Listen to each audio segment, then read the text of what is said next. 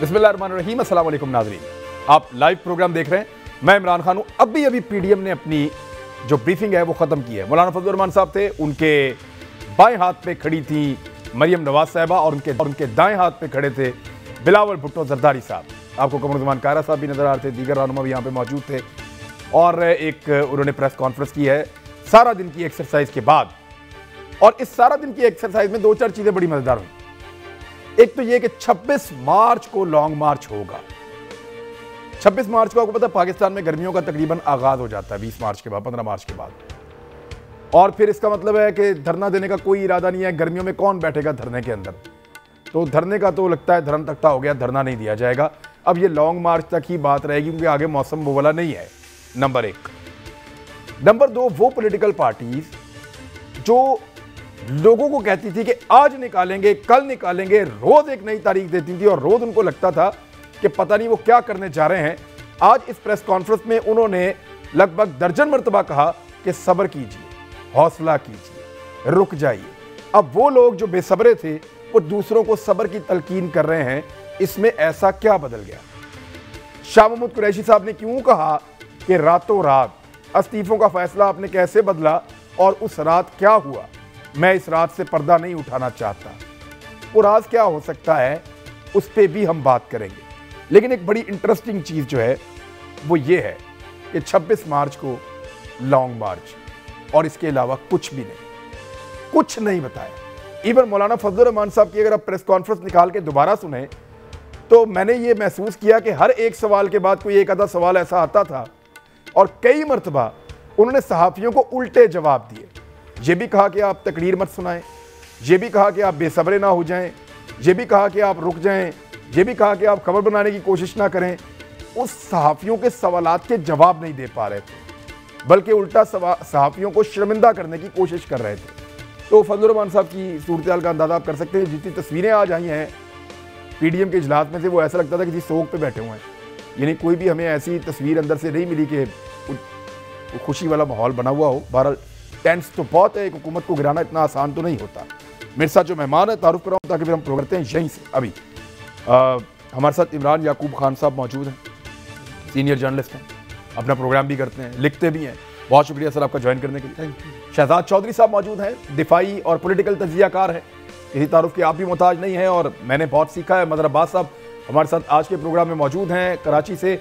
Mother भाई बहुत शुक्रिया आपका ज्वाइन करने के लिए। सर बड़ी नवाजिश, आप किसी तारुफ के मोहताज नहीं है। मैं सबसे पहले मदर अब्बास साहब के पास चला जाता हूँ। सर मुझे आपसे ये जानना है कि पीडीएम ने स्ट्रेटजी तब्दील की है, उनको करनी पड़ गई है, या शाह महमूद कुरैशी साहब के जुमले में कोई जान है? ये एक्चुअली रास्ता बदल रहे हैं, यू टर्न ले रहे हैं, या स्ट्रेटजी का कर क्या रहे हैं? शुक्रिया इमरान। देखिए मुझे बॉडी लैंग्वेज तो उनकी प्रेस कॉन्फ्रेंस की बहुत ज़्यादा ख़राब नहीं नज़र आई। बहुत ज़्यादा बॉडी लैंग्वेज में इतना मुझे प्रॉब्लम नहीं नज़र आई। मेरा ख्याल है डैमेज कंट्रोल ये पीडीएम की कॉन्फ्रेंस थी, डैमेज कंट्रोल मीटिंग थी और उसमें इस हद तक वो कामयाब हुए कि उन्होंने पीडीएम को टूटने नहीं दिया। लेकिन जहाँ तक स्ट्रैटेजी का ताल्लुक है तो पीडीएम का जो पहला फेज़ है वो फ्लॉप हो गया। इसमें तो कोई दो राय नहीं है कि उन्होंने जलसे किए, जैसे भी जलसे किए, लेकिन उसके अलावा कोई भी स्ट्रैटेजी आज भी के इजलास में भी सामने नहीं आई।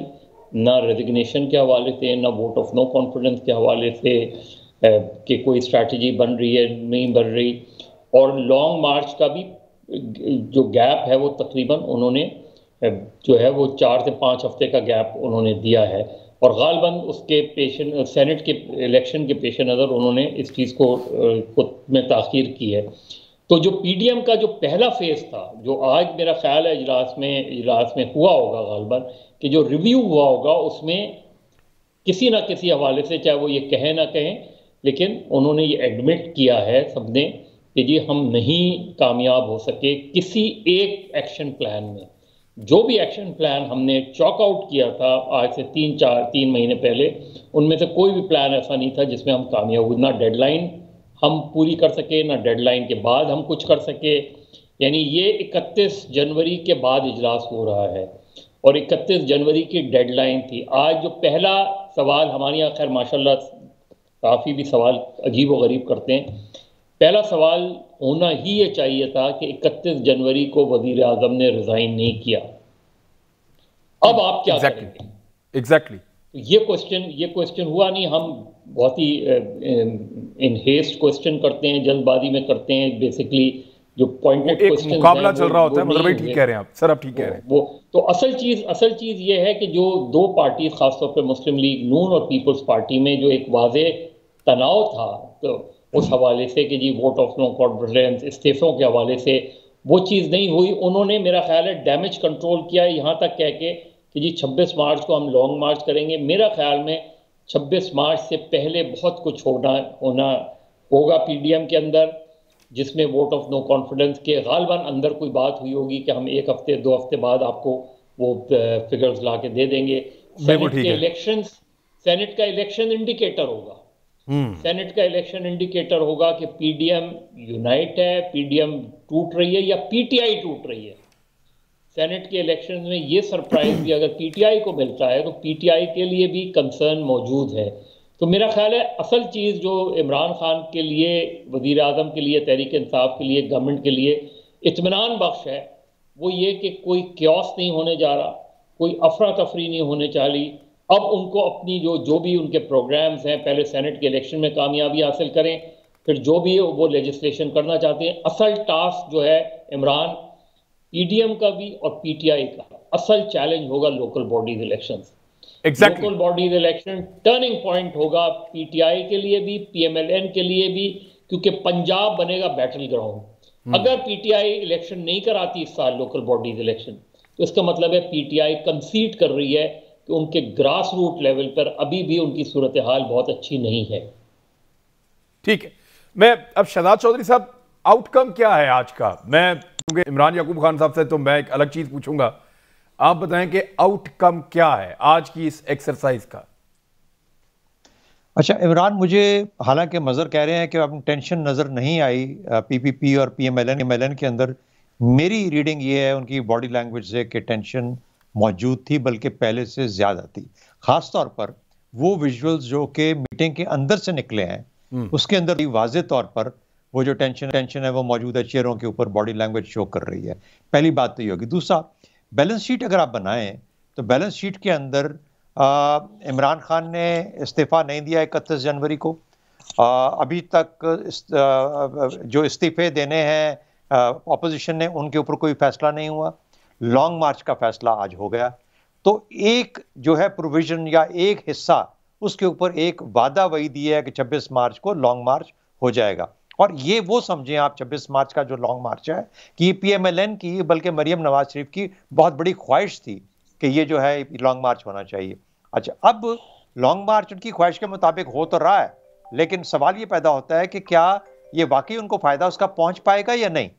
क्योंकि उसकी वजह सिर्फ ये है कि अभी पिछले दिनों में जब इन्होंने इलेक्शन कमीशन के आगे अपना वो किया, जलसा किया या एक धरना सा दिया, उसके अंदर जिस किस्म की जो रिस्पांस था, जिस किस्म का रिस्पांस ये चाह रहे थे, उससे बहुत पैथेटिक था, बहुत कम था। एग्जैक्टली। तो इसलिए अगर उसको मैं ड्रेस रिहर्सल बोलूं, उस किस्म के लॉन्ग मार्च का या उस किस्म के धरने का जो कि इस्लामाबाद में देना चाहते हैं, तो फिर वो तो बड़ा पैथेटिक और बहुत ही एक लूजिंग प्रोपोजिशन मुझे नजर आती है।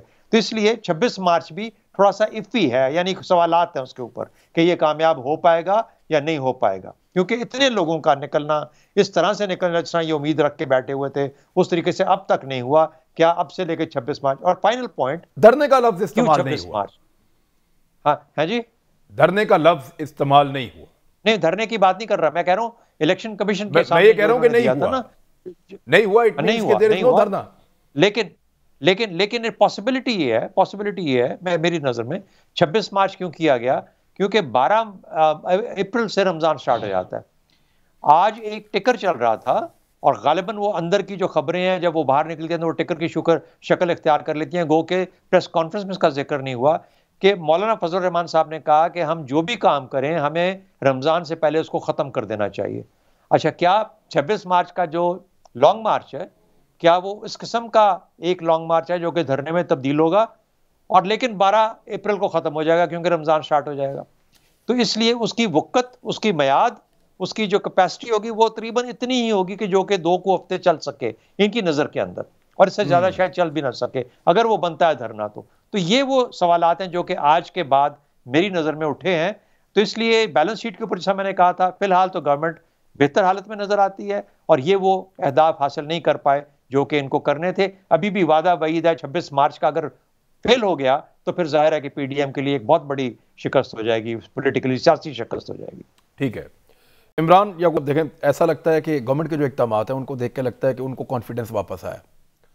जिस तरह वो पेट्रोल की कीमत बढ़ा देते हैं, बिजली की कीमत बढ़ा देते हैं, ये गवर्नमेंट तभी करती है जब उसको ये लगता है कि अपोजिशन मेरा कुछ नहीं बिगाड़ सकती। जब उनको लगता है कि अपोजिशन मेरे सर पे चढ़ी है तो वो इन चीज़ों से बचते हैं। सारी गवर्नमेंट्स ऐसे ही करती हैं। गवर्नमेंट का एतमाद तो नजर आ रहा है। अगर ये पूरी की पूरी आप तहरीक को देखें कि ये पीडीएम कैसे चली, कहां से कहां तक पहुंची, तो इस पीडीएम से आप लॉन्ग मार्च में क्या एक्सपेक्ट कर रहे हैं? बिस्मिल्लाहिर्रहमानिर्रहीम। इमरान, 2-3 चीज़ें बड़ी बाज़त के साथ जिन पे मैं मज़हर साहब से भी और चौधरी साहब से भी इख्तलाफ करूँगा। उसकी बुनियादी वजह यह है कि आप ये देखें पीडीएम के पास आज खोने को क्या था। अगर आप इस चीज़ को देखें कि पीडीएम ने तो जो पहले वादे किए थे या जो ख्वाब दिखाए थे वो तो पूरे नहीं हो सके, तो अब आज उनके पास, मैं नहीं समझता कि खोने को बहुत कुछ था। आज उनके पास ये गुंजाइश अलबत्ता ज़रूर थी कि वो कोई ऐसी बात करते जिसमें उनके लिए कोई बेहतरी की सूरत हाल हो सकती। मैं समझता हूँ 2 चीज़ों से उन्होंने अपना डैमेज कंट्रोल किया है। एक ये कि 26 मार्च का ऐलान कर दिया, ये तो पहले से तय था कि वो सेनेट इलेक्शन के बाद लॉन्ग मार्च करेंगे। दूसरा उन्होंने जो कहा कि सेनेट में हमारे मुश्तरका उम्मीदवार होंगे। अच्छा, अब मैं आपकी इस बात से भी एग्री नहीं करता कि हुकूमत पे बिल्कुल कोई दबाव नहीं है। हुकूमत 2 वक्त में गलत दबाव है लेकिन उस लेवल का नहीं है जो बना सकते हैं। हुकूमत 2 वक्त में गलत फैसले करती है, एक जब बिल्कुल दबाव ना हो और एक जब उस पर शदीद दबाव हो। ठीक है। अच्छा, अब मैं समझता हूं कि अगर हुकूमत पे दबाव ना हो तो वो कामिल अली आगा साहब को क्यों 6 सीटों पे 1 सीट दे दे। अगर वो भी दबाव ले रहे हैं तो उनको भी अपने इत्तेहादियों को खुश रखने के लिए 1 सीट देना पड़ रही है। इसलिए हुकूमत पे भी दबाव है। लॉन्ग मार्च की अब सूरत हाल ये है कि अगर नहीं देखिए, एक तो कमजोर गवर्नमेंट है तो सबको पता है। मैं आपसे अर्ज बैसाखियों पे चल रही सबको पता है, तो सीट देंगे तो बचेंगे ना। नहीं देंगे तो खुद तो फारग हो जाएंगे। अब मैं ये समझता हूँ ज़ाती तौर पे कि होगा ये कि लॉन्ग मार्च, अगर ये 26 मार्च को वाकई एक मेला लगा लेते हैं और क्राउड इकट्ठा कर लेते हैं, फिर ये तहरीक अदम इतमाद का वहाँ पे ना सिर्फ ये कि धरने का भी ऐलान कर देंगे और तहरीक अदम इतमाद का भी फैसला कर लेंगे कि जी अब हमने फलां दिन लानी है। क्योंकि ये मैं समझता हूँ तहरीकें इस तरह से नहीं होती कि फौरी तौर पे कामयाब या नाकाम हो जाए। सियासी तारीख में आप देख लें, एक हर तहरीक, किसी भी तहरीक को बनते हुए एक वक्त लगता है। कई दफ़ा होता है कि लोग समझते हैं ये तहरीक अपना दम तोड़ गई है, लेकिन कहीं ना कहीं ऐसी चिंगारी जल रही होती है जो एक तूफान बन सकती है। अब पीडीएम के अगर तिलों में इतना तेल आपको अभी नजर नहीं आ रहा, जो मुझे भी लग रहा है कि जो पॉसिबिलिटीज में तो सर कुछ भी हो सकता है ना। इसलिए पॉसिबिलिटीज में तो ये भी हो सकता है कि मौलाना फजलुर रहमान साहब एक ही वक्त में पाकिस्तान के वज़ीर-ए-आज़म बन जाए और उनके भाई सदर पाकिस्तान बन जाए। पॉसिबिलिटीज में तो कुछ भी हो सकता है। नहीं, अगर मियां नवाज शरीफ लॉजिक के ऊपर अगर बात करें, लॉजिक पे बात करें, जो ये करते आए हैं, आगे क्या करेंगे? आगे अब ये मैंने आपसे अर्ज किया, एक्सपेक्ट कर सकते हैं आप एक बहुत बड़ा इनसे? बहुत बड़ा तो मैं नहीं समझता कि ये शायद कर सके, लेकिन अगर आप इन्होंने जो टेम्पो लाहौर के जलसे से पहले था, अगर इन्होंने वो टेम्पो दोबारा से मेंटेन कर लिया तो फिर लॉन्ग मार्च में अच्छा खासा ये इनका टेम्पो नीचे क्यों गया सर? वजह क्या है? इसलिए कि इनके अपने इख्तलाफात, जब एक पार्टी पीपल्स पार्टी विकेट के 2 तरफ खेलेगी, जब आपकी नून लीग के जो एक रहनुमा लंदन में बैठे हैं उनकी पॉलिसी कुछ, उनका बयानिया कुछ और होगा, और जो छोटे भाई जेल में है उनका बयानिया या कोशिशें कुछ और होंगी। ये तो पहले दिन से पहले दिन से हैं, बिल्कुल पहले दिन से हैं। लेकिन हमेशा नून लीग ने हमेशा गुड कॉप बैड कॉप की सियासत, लेकिन वो कुछ लोग कहते हैं कि जब से फौज को ज्यादा गाली देना शुरू की तब से लोगों ने इनसे मुंह फेर लिया। ये भी एक फैक्टर है। देखिए, लोग फौज से प्यार तो करते हैं, आपके सबसे ज्यादा तो मिडिल क्लास है ना, और मिडिल क्लास के मैं समझता हूँ हर दूसरी माँ आज भी ये ख्वाहिश रखती है कि उसका बच्चा आर्मी में चला जाए।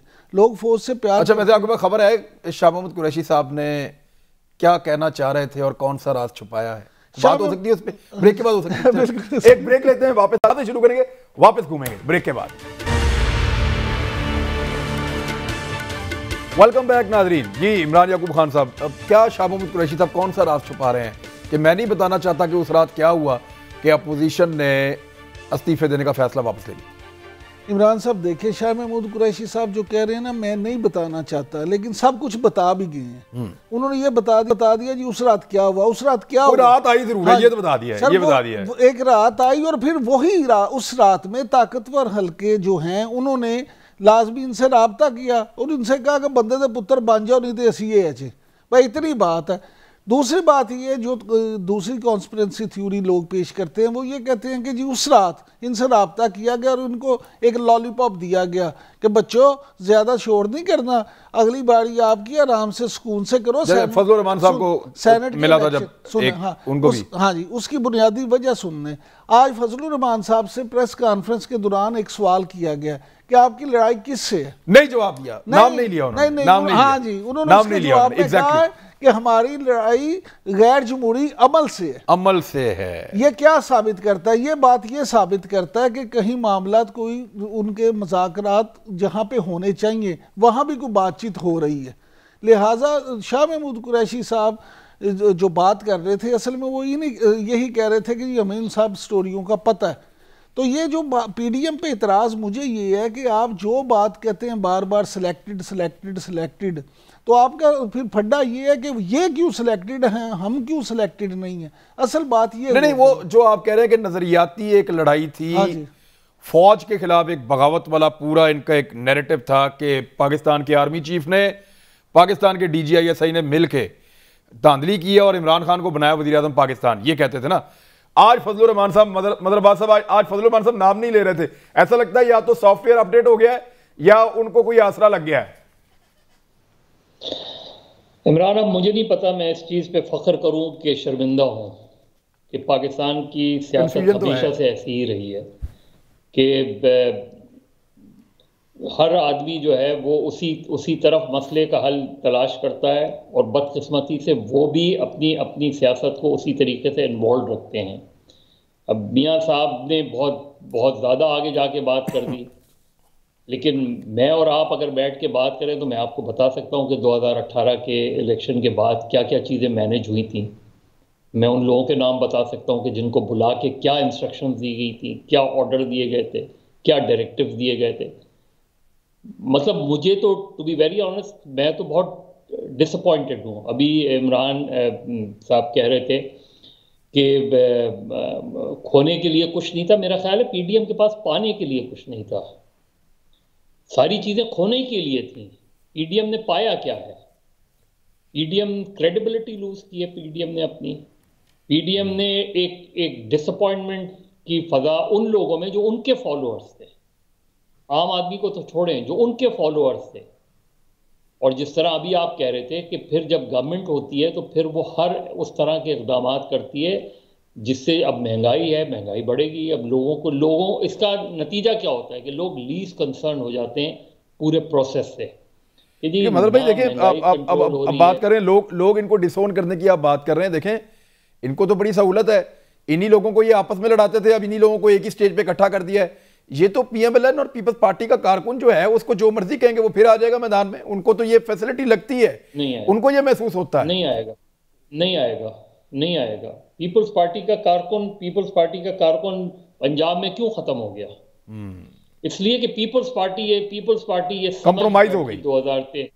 2008 से 2013 तक पीपल्स पार्टी ये समझ बैठी कि PTI PMLN का वोट काट रही है। और उस वक्त भी यहाँ लोग मौजूद हैं पीपल्स पार्टी के, जिनके नाम मैं बता सकता हूँ, जिनसे मैंने कहा था कि आप लूज करेंगे, नून लूज नहीं करेगी। नून आज भी लूज नहीं किया। नून ने 2.5 साल में आप नून लीग को ब्रेक नहीं कर सके। 2.5 साल में आप लोकल बॉडीज इलेक्शन कराने की आपको हिम्मत नहीं हो पा रही, क्योंकि आपको अंदाजा है कि PMLN जीत सकती है लोकल बॉडीज इलेक्शन। और जब भी आप ये बात कर रहे थे ना, इमरान साहब भी बात कर रहे थे, कोई भी एक चीज उस तहरीक को दोबारा जन्म दे सकती है और वो चीज है लोकल बॉडीज इलेक्शन। बिल्कुल सही कि अगर लोकल बॉडीज इलेक्शन जो है वो अपोजिशन जीत जाती है तो PTI फिर कहां खड़ी होगी? एग्जैक्टली ये और इनको कॉन्सेंट्रेट ही उसी पर करना चाहिए। ये जो हम कहते हैं कि गवर्नमेंट को पूरा टेन्योर देना चाहिए, उसका तरीका ये होता है कि वो 5 साल मिलते हैं आपको अपनी परफॉर्मेंस को रिव्यू करने के लिए कि आपने पिछले 5 साल में क्यों आप लूज कर गए। होती है मैनूवरिंग भी होती है, सेलेक्टिव भी होते हैं, हर चीज होती है, लेकिन उसके अलावा भी रीजंस होते हैं, सिलेक्शन ऑफ कैंडिडेट्स, आपकी गवर्नमेंट की पुअर परफॉर्मेंस, बहुत से रीजंस होते हैं। आप पार्टी को रीऑर्गेनाइज करते हैं, रीडिसिप्लिन करते हैं। ये पीरियड होता है जिस पीरियड में आप अगले इलेक्शन की तैयारी करते हैं। ठीक है, यहाँ एक इलेक्शन होता है और हम दूसरे दिन से दूसरी गवर्नमेंट को टॉपल करने की कोशिश करते हैं। ऐसा ही यही पीटीआई ने किया कि 2013 के इलेक्शन के फौरन बाद वो सड़कों पे थे, वो 2014 में उन तक पहुंच गए, धरना दिया, सब कुछ किया। तो मेरा ख्याल है कि हमारे यहाँ जो पॉलिटिकल इंस्टेबिलिटी है उसके बहुत से रीजंस हैं। उसमें रोल ऑफ द इस्टेब्लिशमेंट पूरी तरीके से है, उसमें पॉलिटिकल पार्टीज का फेलियर और सक्सेस अपनी जगह मौजूद है, उसके अंदर पार्लियामेंट का डिसफंक्शनल होना अपनी जगह है, और उसी तरीके से जुडिशरी का ओवरबोर्ड होना। जो जुडिशरी बहुत ज़्यादा ओवरबोर्ड हमें नज़र आती है, पॉलिटिकल केसेस आप उठा के देख लें, वो कहते भी रहते हैं लेकिन वो सुनते भी हैं। तो ये जो मेरा ख्याल है ओवरऑल हमारा सिस्टम जो है वो मुझे लगता है कि हमारे यहाँ एक्स्ट्रा जुडिशल सिस्टम जो है वो पाकिस्तान में पॉलिटिकल जो चीज़ें हो रही हैं उसमें एक्स्ट्रा जुडिशल तरीके से चीज़ों को मैनेज करने की कोशिश की जा रही है। एक्टिविज्म का एक वर्ड तो यूज मेरे हुआ लिहाज था, से जुडिशियल एक्टिविज्म का एक वर्ड भी यूज हुआ था माजी में। जी चले मैं हाँ, जो जी जी मैं एक शहजाद चौधरी साहब, आप कई दफा ये कहते रहे हैं इवन मेरे प्रोग्राम में कि इनकलाब की जो उम्मीद दिलाई है इस अपोजिशन ने, they are not manufactured for that, वो उसके लिए बने ही नहीं है। यानी लोगों को जो उम्मीद दिलाई है और लोगों को जिस रास्ते पे चलाया है वो खुद उस रास्ते के मुसाफिर थे ही नहीं। आपने कई दफा ये बात की, आज साबित हो रही है साहब। देखिए, मैं उससे पहले मजहर ने जो बात की बड़ी एक काबिल गौर बात की है मजहर ने, उसको जरूर थोड़ा सा रीएम्फसाइज करना चाहिए उसको। पहली बात ये कि उन्होंने कहा कि अफसोस हुआ उनको आज ये सुन के कि जो कि हमारा ख्याल है कि किसी ने उनके कान में कुछ कहा और वो अपने इस्तीफों से हट गए। लेकिन उससे पहले हमें ये ख्याल करना है कि पीपल्स पार्टी तो पहले दिन से कह रही थी कि इस्तीफों का ऑप्शन है ही नहीं, ये आउट ऑफ क्वेश्चन है। ठीक है, तो फिर किसी और के कहने की गुंजाइश क्यों कर पैदा हुई? ये मुमकिन है ये कहा गया हो कि आप जिस किस्म की जल्दी कर रहे हैं इस किस्म की जल्दी मत कीजिए, अपना टाइम लीजिए, इनको भी अपना काम करने दें, आप लोग भी अपनी सियासी जदोजहद जारी रखें। तो वो, लेकिन जो ज्यादा परेशानी वाली बात उन्होंने परेशानी का जिक्र किया, वो एक और परेशानी ये भी थी कि जब फौज को एक टारगेट बना के गालियां दी गई और खुले आम गालियां दी गई, वो भी उतना ही अफसोसनाक पहलू है जितना कि आज हम फौज के ऊपर डिपेंड कर रहे हैं कि इस ऑपोजिशन को किस तरीके से मैनेज किया जाए। ये दोनों ही अफसोसनाक पहलू हैं हमारी सियासत के, और हमें इसके ऊपर जरूर गौर करना चाहिए। तीसरी बात, थोड़ा सिग्नल का प्रॉब्लम हो रहा है, मैं जरा इसको ठीक करते हैं सर, इसको थोड़ा ठीक करते हैं। मिसाल के तौर पर आपका थोड़ा सा वीडियो का प्रॉब्लम आया, मैं एक ब्रेक ले लेता हूं, आप इसे शुरू करते हैं, ब्रेक के बाद वापस आ रहे हैं, अभी आ रहे हैं।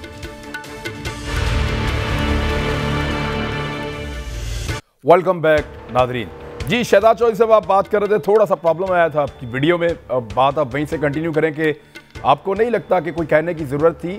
पीडीएम खुद समझदार है और वो समझ रही थी कि इस्तीफे अब काम नहीं करेंगे, और लेकिन दूसरी तरफ फजलुर रहमान साहब की ज़बान के अंदर अगर आप नरमी देखें और शीरनी देखें जो आज वो बखेर रहे थे, तो सर उसका भी तो कोई मतलब होगा। खुशाइंद है, देखिए खुशाइंद है, अपनी अफवाज को, अपने मुल्क की अफवाज को निशाने पे नहीं रखा जाता, उनकी मदद की जाती है और उनके लिए ऐसा माहौल पैदा किया जाता है कि वो अपनी जिम्मेदारियां ऐसे तरीके से अंजाम दे सकें, उनको निशाने पे नहीं लिया जाता। ये अचानक कैसे हो गया सर? उनकी जुबान में ये अचानक कैसे इनकी जुबान में अगर शीरीनी आई है तो जिस तरह भी हुआ बड़ी वेलकम है। लेकिन ज्यादा बड़ी बात, जब बात करने वाले मौजूद नहीं होते तो कोई ना कोई वैक्यूम को आके भर देता है। ये याद रखना चाहिए, सियासतदानों को तो हर वक्त याद रखना चाहिए। अगर हम आपस में बातचीत नहीं करेंगे तो कोई ना कोई आएगा और बात करना शुरू कर देगा, उनसे भी और उनसे भी, और हो सकता है कि आपकी मर्जी की बात ना कर रहा हो। इसलिए बेहतर है कि अपने तल्लुकात को जारी रखें और कायम रखें। तीसरी बात, आपने सवाल किया था कि पीडीएम ने आज क्या हासिल किया। फिर से मजहर अब्बास की बात के ऊपर बड़ी कलीदी दो उसने इशारे दिए दो चीज़ों के। एक ये जो है सेनेट का, पार्लियामेंट के अंदर जो फंक्शनिंग है, पार्लियामेंट्री पैरालिसिस, और दूसरा जो कि लोकल बॉडीज के इलेक्शंस है। अगर पार्लियामेंट्री पैरालिसिस और लोकल बॉडी के इलेक्शन के साथ एक ऐसा मोमेंटम डेवलप हो जाता है जिससे पूरे के पूरे निज़ाम को और पूरे मुल्क को बिठा दिया जाता है, तो मैं ये समझूंगा कि पीडीएम एक नेगेटिव रोल अदा कर रही है।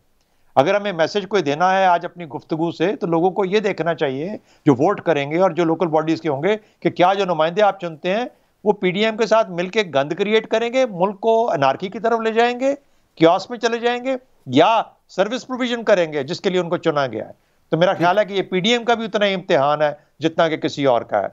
तो मेरा ख्याल है कि फजल रहमान साहब हों। और एक और फाइनल बात आपको बताऊं, मेरी नज़र में इस वक्त सबसे पीडीएम के अंदर जो बेहतरीन सियासत कर रहा है वो बिलावल भुट्टो कर रहा है। भले नौजवान है, लेकिन वो इस प्रेशर में नहीं आया कि वो कितने बड़े लोगों के बीच में बैठा है।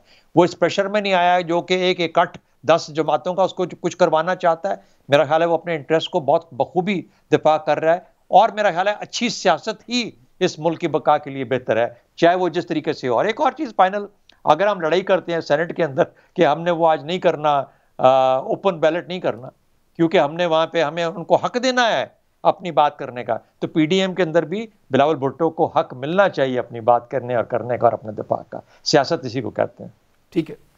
अब मदरबा साहब, एक जो इन्होंने डेमोक्रेसी साइन किया था उसके 36 में से जो 23वां नुकात था उसके अंदर वाज़े लिखा हुआ था और बड़ी क्लैरिटी के साथ था कि सेनेट के इंतखाबात में खास तौर पे ओपन बैलेटिंग की जाएगी, खुफिया रायशुमारी को खत्म किया जाएगा, और अगर कोई बंदा, और उसमें यह भी था कि अगर कोई बंदा अपनी पार्टी की पॉलिसी के खिलाफ जाएगा तो 14 दिन के अंदर एक प्रोसीजर दिया हुआ था कि वो फारिग हो जाएगा। अब पीएमएलएन ने अपने दौर में नहीं किया, उनको उस दौर में काफ लीग के एमपीएस चाहिए थे। जब 2008 के बाद जब पीपल्स पार्टी का दौर था तो काफ लीग के एमपीएस जो थे उनकी मंडी लगी हुई थी। उसके बाद जब अगला दौर आया तो पीटीआई के एमपीएस की मंडी लगी, वहां पे 20 बंदे इमरान खान ने फारिग किए। और अब वही दोनों जमातें जिन्होंने चार्टर ऑफ डेमोक्रेसी लिखा है वो ओपन बैलेटिंग की मुखालफत कर रही हैं। उसूलन बनती है सर मुखालफत? नहीं इमरान, ऐसा नहीं है। देखिए, सेनेट ऑफ द होल की क्या रिकमेंडेशंस हैं? यूनानिमस रिकमेंडेशंस हैं, और उसमें ओपन बैलेट की हिमायत की गई है। रज़ा रब्बानी यही स्ट्रेस कर रहे थे कि जो लॉ मिनिस्टर हैं वो सेनेट ऑफ द होल की रिकमेंडेशंस तो देख लें। फ़र्क सिर्फ ये है कि वो कह रहे हैं कि मुतनासिब नुमाइंदगी ना ख़त्म की जाए, जो first priority, second priority, third priority होती है उसको ख़त्म नहीं किया जाए, वरना सूबों में एहसास महरूमी पैदा होगा। ये इन हेस्ट की क्या ज़रूरत थी? 2017 में जब इमरान खान ने 20 लोगों को फारिग किया तो उसके बाद पहला काम क्या था पीटीआई का? उस वक्त कॉन्स्टिट्यूशनल अमेंडमेंट्स की तैयारी शुरू करते। आप अमेंडमेंट ला कब रहे हैं?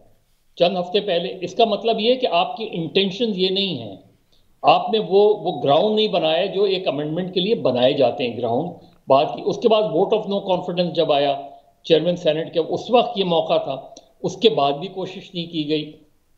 अब इस स्टेज पर जब आप लाएंगे तो जाहिर है उस वक्त भी अभी भी रज़ा रब्बानी उसी रिकमेंडेशन को लेकर सुप्रीम कोर्ट गए हुए हैं, और इसी सुप्रीम कोर्ट में उनसे मेरी कल बात हुई थी कि वो कह रहे थे कि मैं इसको देख तो लें, इसमें ओपन बैलेट की बात की है, इसमें पीपल्स पार्टी के दस्तखत भी हैं, पीएमएलएन के दस्तखत भी हैं, इसमें पीटीआई के लोगों के दस्तखत भी हैं, इसमें बाकी जमातों के भी दस्तखत हैं, क्योंकि यूनानिमस फैसला था। और वो फैसला इसी चीज़ को सामने रखा गया था कि सेनेट के इलेक्शंस के अंदर पैसे चलते हैं। उन्होंने पूरा ड्राफ्ट मुझे भेजा, वो ड्राफ्ट मैंने देखा है। तो सवाल ये है कि लॉ मिनिस्टर ने उस चीज़ को क्यों नहीं टेकअप किया, उसको क्यों नहीं इसका हिस्सा बनाया अमेंडमेंट का? इसका मतलब ये है कि आप ये चाह नहीं रहे, सिर्फ आप देख लें जो ग्राउंड बने हैं अमेंडमेंट लाने से पहले, बिल पेश करने से पहले ये हाइप क्रिएट की गई कि देखें इनको हम एक्सपोज करते हैं, देखें ये अगर हमें सपोर्ट नहीं करेंगे तो इसका मतलब ये है कि ये चीज़ चाहते नहीं। तो आप एक ग्राउंड यही बना रहे हैं कि जिसमें यही होना था जो आज हुआ, ठीक, जो आज नजर आया। इसमें सिर्फ ऑपोजिशन ही जिम्मेदार नहीं है, पीटीआई की गवर्नमेंट भी उतनी जिम्मेदार है। उनका जो डिले है वो भी उसके लिए जिम्मेदार है। इमरान याकूब खान साहब, ये मंडी लगती रहेगी, ये पैसे कमाएंगे एमपीएस, या ये सिलसिला रुकेगा? अभी रुकेगा, बाद में रुकेगा, कभी तो रुकेगा, कैसे रुकेगा? सर एक ही तरह से रुक सकता है जब तमाम सियासी जमातें ये फैसला कर लें कि उन्होंने अपने फ़ायदे के लिए नहीं, उन्होंने मुल्की फ़ायदे के लिए, इदारों के फ़ायदे के लिए भी कोई काम करना है। जैसे मज़हर भाई कह रहे थे अभी कि जब आप की इंटेंशन ये होगी कि वो पंजाबी में कहते हैं बुए आई जंज तो विनो कुरी दे काने, यानी अब इलेक्शन सर पे आ गए हैं तो आपको अब फैसला करना है कि जी ये कर लें, इस तरह से। लेकिन सर जो जंज बुए आ ही गई है ना, कान तो फिर विन नहीं पैने नहीं जरूरी नहीं है, अच्छा, नहीं है। उसकी बुनियादी वजह यह है कि फिर जब इस तरह का काम हो तो आप हल निकालते हैं। अब तो वो टॉप्स दूसरे भी आ गए ना, पिन वाले, आपको वो नहीं करना पड़ता। उसी तरह हुकूमत को ये चाहिए कि आपको इस तरह का मामला करती कि जिससे अपोजिशन ये रुकेगा कभी सर, टाइम खत्म हो रहा है, रुक जाएगा जब तमाम सियासी जमातें ये फैसला कर दें कि पहले हमने जैसे आर्मी चीफ की एक्सटेंशन पे फैसला किया। नहीं, जब ये ऐसे ही होता है फैसला, सारे इकट्ठे हो गए, ये फैसला करें कि हमने अपने अंदर की करप्शन खत्म करनी है। देखें, किसी अच्छी चीज के ऊपर जब भी कंसेंसस होता है तो किसी वजह से होता है, जमहूरियत अपने अंदर आएगी जब। बिल्कुल। एक वक्त खत्म हो गया का, मुलाकात होती है इंशाल्लाह मंडे को। अपना ख्याल रखिएगा, अल्लाह हाफिज़।